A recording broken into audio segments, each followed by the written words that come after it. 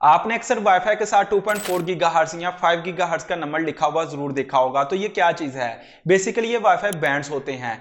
Wifi जो कि एक वायरलेस टेक्नोलॉजी है, ये रेडियो वेव को यूज करती है डाटा को ट्रांसफर करने के लिए। तो ये जो 2.4 गीगाहर्ट्ज और 5 गीगाहर्ट्ज है, ये रेडियो वेव की फ्रीक्वेंसीज होती हैं जो डाटा ट्रांसफर के लिए यूज की जाती हैं। अब इन दोनों के अपने अपने फायदे हैं और अपनी अपनी लिमिटेशंस हैं। 2.4 गीगाहर्ट्ज की बात करें तो ये ज्यादा रेंज के लिए यूज होती है। अगर आपको ज्यादा रेंज चाहिए तो आप 2.4 गीगाहर्ट्ज को यूज कर लें। अगर आपको स्पीड ज्यादा चाहिए तो आप 5 गीगाहर्ट्ज को यूज कर लें। 2.4 गीगाहर्ट्ज में बहुत ज्यादा इंटरफेरेंस होती है क्योंकि आपके घर में मौजूद बहुत सारी इलेक्ट्रॉनिक डिवाइसेस जो कि 2.4 गीगाहर्ट्ज की फ्रीक्वेंसी को ही यूज कर रही होती हैं।